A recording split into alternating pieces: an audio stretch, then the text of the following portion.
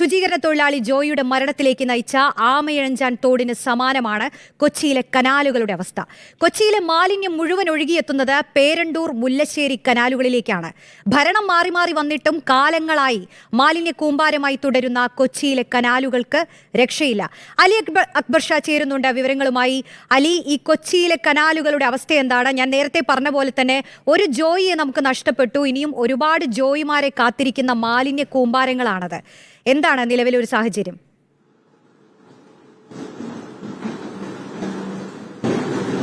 റോഷ്നി, കേരളത്തിന്റെ മെട്രോ നഗരമായ കൊച്ചി, അതായത് ഏറ്റവും സൗകര്യങ്ങൾ നമ്മൾ ഉയർത്തിക്കാണിക്കുന്ന, രാജ്യത്തിന് പുറത്തേക്കും ഉയർത്തിക്കാണിക്കുന്ന കൊച്ചിയിൽ നിന്നും മറ്റൊരു കാഴ്ച എന്ന് പറയുന്നതാണ് നമ്മളിപ്പോൾ പറഞ്ഞ രണ്ട് കനാലുകൾ, പേരണ്ടൂർ മുല്ലശ്ശേരി കനാലുകൾ എന്ന് പറയുന്നത്. കൊച്ചിയിലെ മാലിന്യം മുഴുവനായി ഒഴുകിയെത്തുന്നത് മുല്ലശ്ശേരി പേരണ്ടൂർ കനാലുകളിലേക്കാണെന്ന് പറയേണ്ടി വരും. ഇപ്പോൾ ഈ ദൃശ്യങ്ങളിൽ കാണാൻ കഴിയും തിരുവനന്തപുരത്ത് ജോയിയുടെ ജീവൻ നഷ്ടമായ ആ തോടിന്റെ സമാനമായ, അല്ലെങ്കിൽ അതിലും ഭീകരമായ കാഴ്ചയാണ് ഈ കൊച്ചി നഗരത്തിന് നടുക്കുള്ള ഈ പേരണ്ടൂർ മുല്ലശ്ശേരി കനാലുകളിൽ നിന്നും നമുക്ക് കാണാൻ കഴിയുക. ഈ മാലിന്യം എത്രയോ കാലങ്ങളായി ഇതുപോലെ കെട്ടിക്കിടക്കുന്നതാണ്. ഈ മാലിന്യമാണ് കൊച്ചിയിൽ മഴ പെയ്ത് കഴിയുമ്പോൾ സമീപത്തുള്ള വീടുകളിലേക്ക്, നഗരപ്രദേശങ്ങളിലെ കടകളിലേക്ക് ഉൾപ്പെടെ ഒഴുകി കയറുന്നത്. നമ്മൾ എപ്പോഴും കൊച്ചിയുടെ കാര്യം മഴക്കാലത്ത് പറയുമ്പോൾ പറയുന്നതാണ് കൊച്ചി എറണാകുളം KSRTC ബസ് സ്റ്റാൻഡിനെ പറ്റി. ഈ ബസ് സ്റ്റാൻഡിൽ എന്തുകൊണ്ട് ഇങ്ങനെ എല്ലാ മഴക്കാലത്തും വെള്ളം കയറുന്നു? ഓപ്പറേഷൻ ബ്രേക്ക് ത്രൂ ഉൾപ്പെടെയുള്ള നടപടികൾ കോർപ്പറേഷൻ നടപ്പാക്കിയിട്ടും എന്തുകൊണ്ട് ഇതിനൊരു പരിഹാരം കാണാൻ കഴിയുന്നില്ല എന്ന ചോദ്യം നിരന്തരം ഉയരുന്നതാണ്. അവിടെയാണ് എടുത്തു പറയേണ്ടത്, ഈ റെയിൽവേ ട്രാക്കിനടിയിലൂടെ ഒഴുകുന്ന ഒരു കാന ആ പ്രദേശത്ത് നിറഞ്ഞു കവിഞ്ഞൊഴുകുന്നതാണ് എല്ലാ തവണയും മഴ പെയ്യുമ്പോൾ KSRTC ബസ് സ്റ്റാൻഡിൽ ഉൾപ്പെടെ ഇത്രയും മലിനജലം കയറാനുള്ള കാരണമെന്ന് പറയുന്നു. ഹൈക്കോടതി നിരവധി തവണ ഈ റെയിൽവേയോട് ഇത് വൃത്തിയാക്കണമെന്ന് ആവശ്യപ്പെട്ടിട്ടും ഒരു നടപടിയും ഉണ്ടായിട്ടില്ല എന്നാണ് ഇപ്പോഴും മനസ്സിലാക്കാൻ കഴിയുന്നത്. ഈ ദൃശ്യങ്ങളിൽ നമുക്ക് കാണാൻ കഴിയും, എന്തെങ്കിലും ഒരു അപകടം തിരുവനന്തപുരത്തേതിന് സമാനമായി ഇവിടെ ഉണ്ടായാൽ അതേ കാഴ്ച തന്നെയാകും ഇവിടെയും ഉണ്ടാവുക. അത്രയും ദുർഗന്ധം വമിക്കുന്ന കാലപ്പഴക്കമുള്ള മാലിന്യം ഉൾപ്പെടെ ഇവിടെ ഇത്തരത്തിൽ കെട്ടിക്കിടക്കുകയാണ്. ഈ സമീപ പ്രദേശങ്ങളിലുള്ള ആളുകളുടെ എല്ലാ വീടുകളിലേക്ക് മഴക്കാലങ്ങളിൽ ഈ വെള്ളം ഒഴുകിക്കയറും. ചേട്ടാ, ഇതിപ്പോ ഒരുപാട് കാലമായി, അല്ലെങ്കിൽ എത്രയോ തവണ സമരങ്ങളും പ്രതിഷേധങ്ങളും ഒക്കെ നടന്നതാണ് ഈ വിഷയത്തിൽ. ഇത് ഇപ്പോഴും ഒരു മാറ്റം ഉണ്ടാകുന്നില്ല. ഏതാണ്ട് ഒരു 30 വർഷത്തോളമായി ഇവിടുത്തെ ഈ നിലപാട് കാണുന്നത്. ഇപ്പോൾ ഇതിന് ഒരു പരിഹാരം കാണാൻ ഇന്ന് കേരള ഗവൺമെന്റ് പറ്റാത്ത ഒരു അവസ്ഥ വന്നേക്കണേ.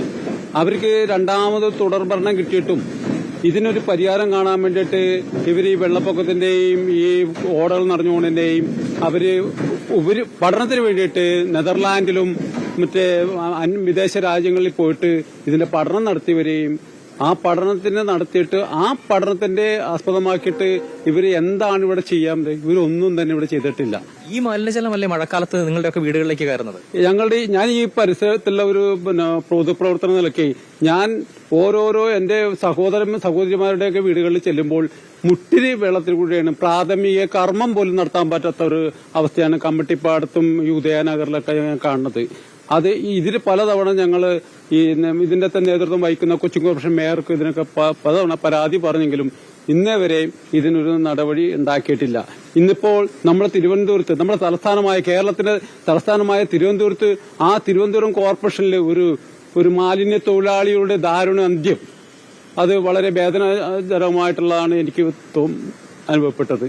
ഈ എറണാകുളം കൊച്ചി കോർപ്പറേഷനിലും ഇതേമാതിരത്തുള്ള കനാലുകൾ, ഈ കനാലുകളിലും ഇതേമാതിരി എന്തെങ്കിലും നമുക്കൊരു ദാരുണമായ എന്തെങ്കിലും ഇവിടെ ഒരു സംഭവം നടക്കാതിരിക്കണമെങ്കിൽ ഇതിനൊരു പരിഹാരം ഇന്ന് കൊച്ചിൻ കോർപ്പറേഷൻ കണ്ടെത്തേണ്ടതാണ്. ഇത് എവിടെ നിന്നൊക്കെയാണ് ഈ കാണുന്ന ഈ ഭീകരമായ അവസ്ഥ, ഇത് എങ്ങനെ എവിടെ നിന്നൊക്കെയാണ് ഒഴുകിയെത്തുന്നത്? ഇവിടുന്ന് ഈ KSRTC ബസ് സ്റ്റാൻഡിന്റെ ഭാഗത്തു നിന്നുള്ള അഴുക്ക് മാലിന്യങ്ങൾ കംപ്ലീറ്റ് വന്ന് ചേരുന്ന സ്ഥലവും മറ്റുള്ള കലൂർ ഭാഗത്തുനിന്ന് പേരണ്ടൂർ വഴിയായിട്ട് വന്നു കയറി ഇതെല്ലാം വന്ന് അടിയുന്ന സ്ഥലമാണിത്. ഈ അടിയുന്ന സ്ഥലത്ത് വളരെയധികം ശ്രദ്ധിച്ച് കൈകാര്യം ചെയ്യേണ്ട കാര്യമാണ്. ഇതാണ് റോഷ്നി ഇവിടുത്തെ അവസ്ഥ. അതായത് കമ്മട്ടിപ്പാടം ഉൾപ്പെടെയുള്ള കൊച്ചിയിലെ പ്രധാന മേഖലകളിൽ നിരവധിയായ ആളുകൾ താമസിക്കുന്ന ജനവാസ മേഖലകളിലേക്ക് വെള്ളം മഴക്കാലത്ത് ഒഴുകിയെത്തുന്നത് ഈ മലിനജലമാണ്. ഇപ്പോൾ നമ്മൾ എറണാകുളത്ത് ഏറ്റവും പ്രധാനമായും ചർച്ച ചെയ്യുന്ന ഒരുപാട് രോഗങ്ങൾ, പകർച്ചവ്യാധികൾ പടർന്നു പിടിക്കുന്ന ഒരു സമയം, അതിന്റെ പ്രധാന കാരണം അല്ലെങ്കിൽ അടിസ്ഥാന കാരണം എന്ന് പറയുന്നത് മാലിന്യ നിർമ്മാർജ്ജനത്തിൽ തോൽവി തന്നെയാണ് ഇപ്പോഴും നമ്മളുടെ കൊച്ചി എന്നുള്ളതാണ്. ഈ മെട്രോ നഗരം ഇത്രയും ദുർഗന്ധം വമിക്കുന്ന, ഇത്രയും മാലിന്യം പേറുന്ന നിലയിൽ മറ്റൊരു ദൃശ്യം കൂടി ഉണ്ട് എന്നത് പുറം ലോകം കാണണം. ഇതിന് അടിയന്തരമായ ഒരു പരിഹാരം വേണമെന്നതുമാണ് ഈ പ്രദേശവാസികളുടെ ആവശ്യവും. റോഷ്നി, അലി, അതാണ് ഒരു അപകടം സംഭവിക്കുമ്പോൾ മാത്രം കണ്ണു തുറക്കുന്നതാണ് അധികൃതർ. നമുക്കും അതാണ് ശീലം. ഒരു ജീവൻ ബലി കൊടുത്തു കഴിഞ്ഞാൽ ഒരു തിരിച്ചറിവൊക്കെ നമുക്ക് മലയാളികൾക്കും ഉണ്ടാവും. ഇപ്പോൾ ആ പ്രദേശവാസി പ്രതികരിച്ചു തന്നെ ഇതിനൊരു നടപടി ഉണ്ടാകുന്നില്ല എന്നുള്ളതാണ്. കേരളത്തിലെ തലസ്ഥാന നഗരത്ത് മാത്രമല്ല, കേരളത്തിലെ പല പ്രധാനപ്പെട്ട നഗരങ്ങളിലും ഇതാണ് കാഴ്ച. കൊച്ചിയിലെ കാഴ്ചയാണ് ഇപ്പോൾ അലി അക്ബർ ഷാ പങ്കുവച്ചത്. ഇനി